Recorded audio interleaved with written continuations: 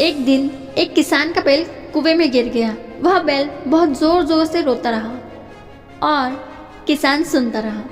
और किसान ने विचार किया कि बैल का क्या करूं। अंत में उसने निर्णय लिया कि बैल तो काफ़ी बूढ़ा हो चुका है और उसे बचाने से कोई लाभ होने वाला नहीं है और इसलिए उसे कुएं में ही दफना देना चाहिए। फिर किसान ने अपनी मदद के लिए सभी पड़ोसियों को बुलाया। सभी ने एक एक फावड़ा उठाया और कुएं में मिट्टी डालना शुरू कर दी। जैसे ही बैल की समझ में आया ये क्या हो रहा है, वह और जोर जोर से चीख चीख कर रोने लगा। और फिर अचानक वह बैल आश्चर्यजनक रूप से शांत हो गया। सब लोग कुएं में चुपचाप मिट्टी डाल रहे थे। तभी किसान ने कुएं में झांका और वह आश्चर्य से सन्न रह गया। अपने पेट पर पड़ने वाले हर फावड़े की मिट्टी के साथ वह बैल एक आश्चर्यजनक हरकत करता रहा।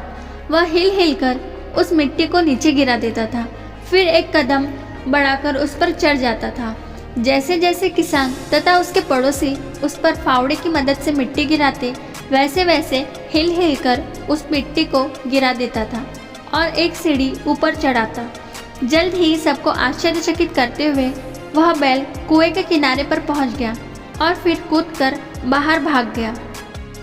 इस कहानी से हमें ये सीख मिलती है, ध्यान रखें आपके जीवन में भी बहुत तरह से मिट्टी फेंकी जाएगी, बहुत तरह की गंदगी आप पर गिरेगी।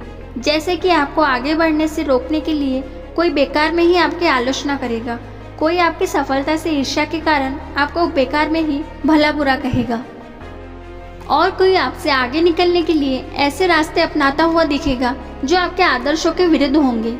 ऐसे में आपको उत्साहित होकर कुएं में ही नहीं पड़े रहना है, बल्कि साहस के साथ हर तरह की गंदगी को गिरा देना है और उससे सीख लेकर उसे सीढ़ी बनाकर बिना अपने आदर्शों का त्याग किए अपने कदमों को आगे बढ़ाते जाना है। सकारात्मक रहे, सकारात्मक जिए।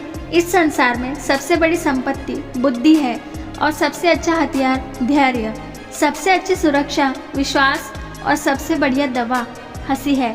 और आश्चर्य की बात यह है, ये सब निःशुल्क है। सोच बदलो, जिंदगी बदल जाएगी।